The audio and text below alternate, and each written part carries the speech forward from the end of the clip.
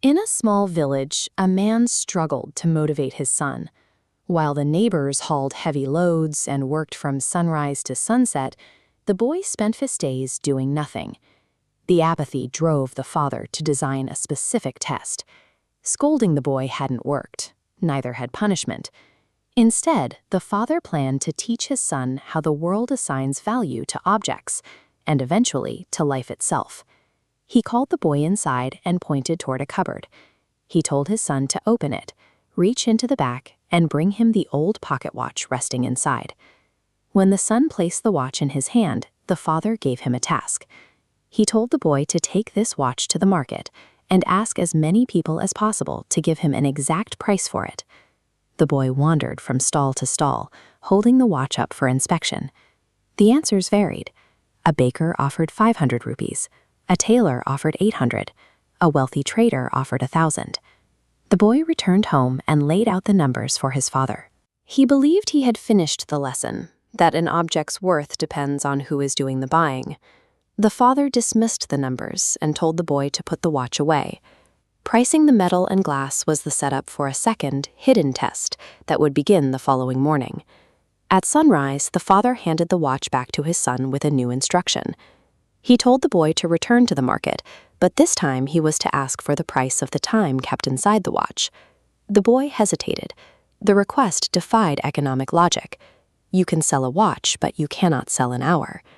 He approached the first merchant he saw, a man selling fruit, held up the watch and asked how much the time inside of it was worth. The merchant stared for a moment, then laughed at the boy. The laughter drew a crowd. Bystanders formed a circle around him, pointing and mocking him as a fool who didn't understand how trade works. He tried one more shop, but the owner grew angry. He shooed the boy out into the street for interrupting his business with nonsense. The boy was ready to give up. The marketplace had rejected him. The experience showed him that commerce has no mechanism for valuing an asset that cannot be held. To escape the noise, the boy ducked into a quiet alleyway. There, he found an old watchmaker hunched over a workbench, adjusting gears in silence. The boy approached the craftsman and held out the watch. He asked his question one last time. How much is the time inside this worth? The old man stopped his work. He didn't laugh. He looked at the boy and smiled, recognizing the weight of the question. He spoke softly, explaining that time defies a price tag. A person can amass millions of rupees through a lifetime of work, but all that wealth cannot buy back by single second once it has passed. The watchmaker explained the paradox. Time is dangerous because it slips away regardless of what we do, but it is powerful because we choose how to spend it while it is here.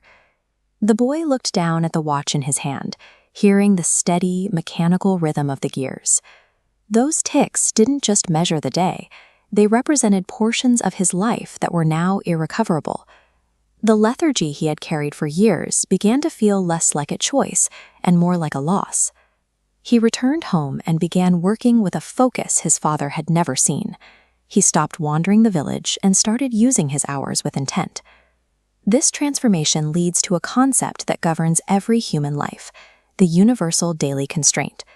This animated diagram shows how the constraint operates. Time is an equalizer, distributed at 24 hours a day regardless of wealth or status. Success is determined by allocation.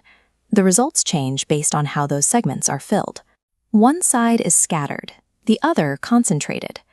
Time functions as a resource with a specific characteristic. It costs nothing to acquire at sunrise, but remains priceless once it is in your possession. You cannot save it in a vault or hoard it for later. Your only choice is to spend it before the day ends. Your own 24-hour clock reset this morning.